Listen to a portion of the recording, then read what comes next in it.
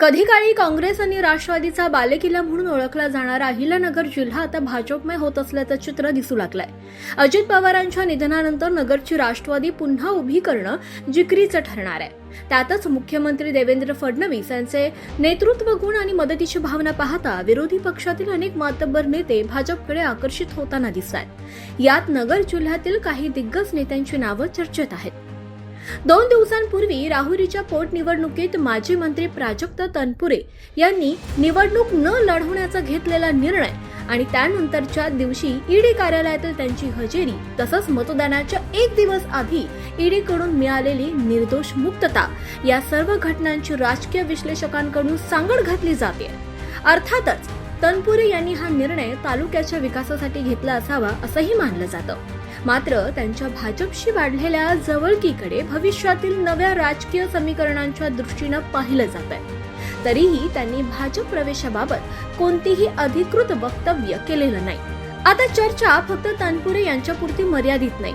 जिल्हा बँकेचे माजी चेअरमन चंद्रशेखर घुले हे राष्ट्रवादीच्या अजित पवार गटात असले तरी त्यांना जिल्हा बँकेच्या अध्यक्षपदासाठी मुख्यमंत्री फडणवीस यांनी दिलेला ग्रीन सिग्नल हा भाजप आणि घुले यांच्यातील वाढत्या स्नेहबंधाचे द्योतक असल्याचं मानलं जातं.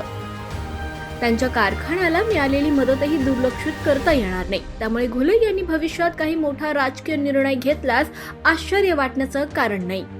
घुले यांच्यासोबतच ठाकरे गटाचे माजी मंत्री शंकरराव गडाख यांच्याबाबतही चर्चा रंगतेय. विरोधी पक्षात असल्यामुळे त्यांना अनेक अडचणींना सामोरं जावं लागल्याचं त्यांच्या कार्यकर्त्यांचं म्हणणं आहे. देवस्थानाशी संबंधित आरोप असोत किंवा शैक्षणिक संस्था आणि साखर कारखान्याशी संबंधित प्रश्न या सर्वांमुळेच गडाख अडचणीत सापडल्याचं चित्र होतं. मात्र आता त्यांच्या कारखान्याला सरकारकडून मदत मिळण्याची तयारी सुरू असल्याची चर्चा आहे. गेल्या आठवड्यात कारखान्यासाठी शेकडो कोटींचे कर्ज मंजूर झाल्याचंही बोललं जातं. या प्रक्रियेत घुले पाटील यांनी मदत केल्याची चर्चा असून त्यामुळे गडाख यांच्या पुढील निर्णयाकडे आता लक्ष वेधलंय.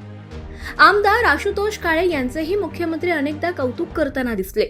मंत्री राधाकृष्ण विखे पाटील तसंच माजी आमदार अशोक काळे यांच्याशी असलेले त्यांचे संबंध लक्षात घेता हे स्नेहसंबंध आणखी दृढ होण्याची शक्यता नाकारता येत नाहीये. सध्या ही शक्यता कमी वाटत असली तरी भविष्यातील राजकारणात काहीही घडू शकतं. विधान परिषदेचे आमदार सत्यजित तांबे यांचे मुख्यमंत्री देवेंद्र फडणवीस हेच आदर्श असल्याची चर्चा आहे. त्यामुळे त्यांचा भाजप प्रवेश हा केवळ औपचारिकता राहिल्याचं बोललं जात आहे. याबाबत त्यांचे मामा बाळासाहेब थोरात विरोध करतील असंही वाटत नाहीये.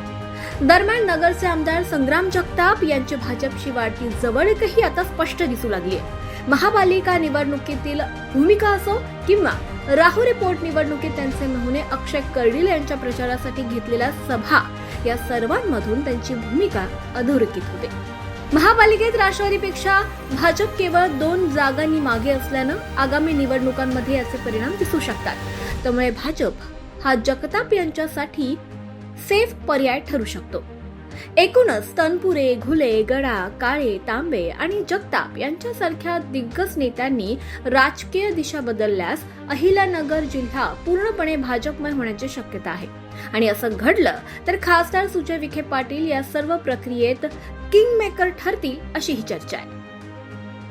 आवाज जनतेचा, लढा सर्वसामान्य जनतेच्या न्याय हक्कांसाठी.